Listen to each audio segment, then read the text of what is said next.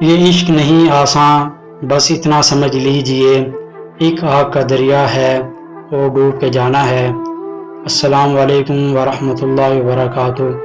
محترم سامعین، آج ہم نے آگ کا دریا کا فنی و فکری جائزے پر گفتگو کرنی ہے۔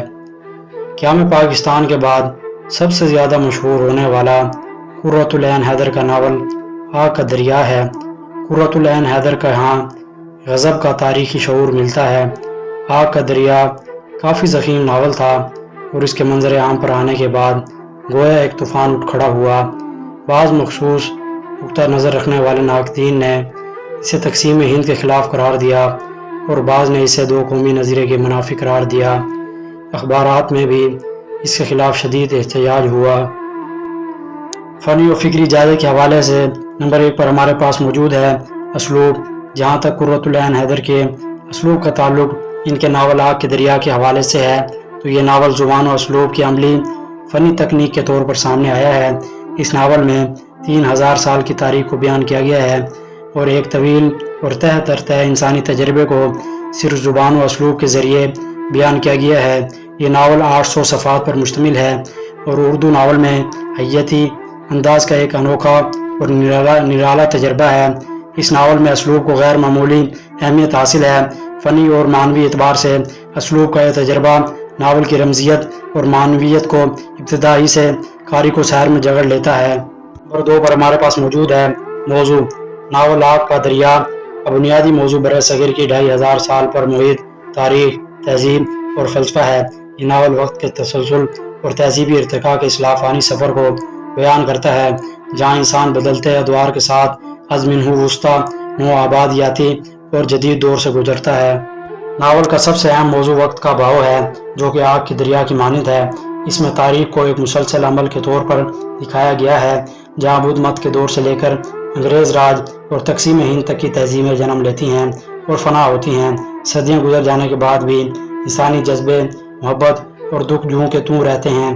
کردار مختلف ادوار اور مختلف ناموں جیسے گوتم، چمپا، کمال وغیرہ کے ساتھ بار بار جنم لیتے ہیں اور اپنی کھوئی ہوئی روح کی تلاش میں رہتے ہیں۔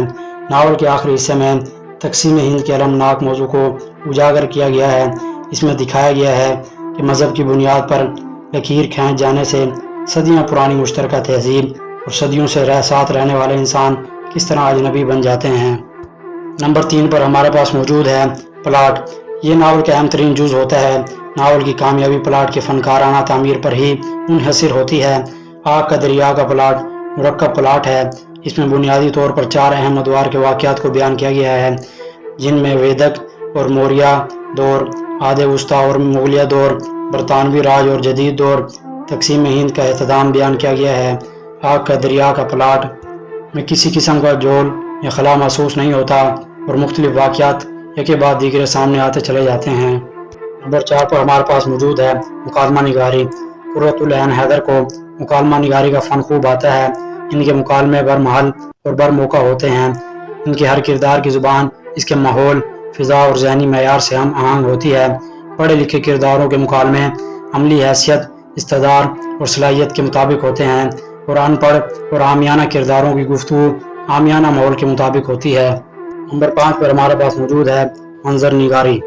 قرۃ العین حیدر نے جس طرح اپنے دوسرے ناولوں میں منظر نگاری کا خوب مظاہرہ کیا ہے، اس طرح آگ کا دریا میں بھی انہوں نے منظر نگاری میں فنی مہارت کا ثبوت دیا ہے۔ قرۃ العین حیدر جس منظر کو پینٹ کرتی ہیں، اس کے تمام تر جزیات قاری کے سامنے لے آتی ہیں۔ مثلاً برسات کی وجہ سے گھاس اور درخت زمرد کے رنگ کے دکھائی پڑ رہے تھے۔ اشوک کی تاریخی اور سرخ پھول گہری ہریالی میں تیزی سے جھلملاتے تھے اور ہیرے کی ایسی جگمگا پانی کی لڑیاں گھاس پر ٹوٹ ٹوٹ کر بکھر گئی تھی۔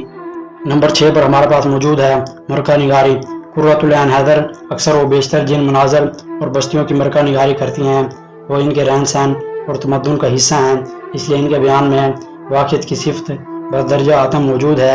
بقول ممتاز شیرین، ان کے ہاں حسن و فطرت کی مرکہ نگاری موجود ہیں۔ اس مرکہ نگاری میں گویا مناظر کی موسیقی الفاظ میں نقش کی جاتی ہے اور سطروں میں کچھ مصوری، کچھ نغمگی کی کیفیت پیدا ہو جاتی ہے۔ نمبر 7 پر ہمارے پاس موجود ہے کردار نگاری۔ قرۃ العین حیدر کی کردار جاندار، متحرک اور متاثر کرنے والے ہوتے ہیں۔ قرۃ العین حیدر نے اپنے کرداروں کے ساتھ مکمل انصاف برتا ہے۔ ہر کردار اپنی حیثیت ناول میں دکھاتا ہوا نظر آتا ہے۔ بلا شبہ جاندار کردار ہی ناول کو بام عروج پر پہنچاتے ہیں۔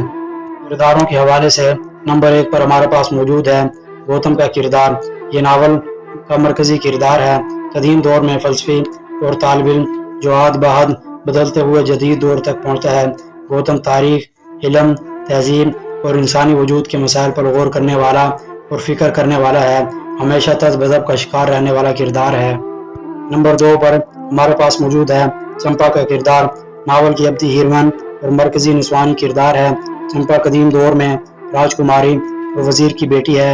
وسطی دور میں پنڈت کی بہن اور جدید دور میں ایک پڑھی لکھی آزاد خیال ہندوستانی خاتون ہے۔ نمبر 3 پر کمال کا کردار ہے۔ کمال کا اصل نام ابو المنصور کمال الدین ہے، جو کہ مسلم تاریخ اور تہذیب کا نمائندہ کردار ہے۔ وسطی اور مغل دور سے لے کر برطانوی اور جدید دور تک مختلف شکلوں میں ظاہر ہوتا ہے۔ کمال تقسیم ہند کے مرحلے پر ہجرت کر کے شدید ذہنی اذیت، اداسی اور تاریکی وطن کے خلا کا شکار ہو جاتا ہے۔ نمبر 4 پر سائرل ایشلے کا کردار ہے۔ سائرل ایشلے برطانوی نوآبادیاتی دور کا نمائندہ کردار ہے۔ یہ انگریزی تاریخ دان اور محقق ہے جو ہندوستان کی ثقافت، روح اور یہاں تک کہ ماحول سے بھی جڑنے کی کوشش کرتا رہتا ہے۔ نمبر 5 پر ہری شنکر کا کردار ہے۔ ہری شنکر جدید دور کا تعلیم یافتہ نوجوان کردار ہے۔ تقسیم ہند اور بدلتے ہوئے سماجی نظام سے بہت زیادہ متاثر ہوتا ہے۔ ہری شنکر جدید ہندوستانی ذہن اور شناخت کے مسائل کو ظاہر کرتا رہتا ہے۔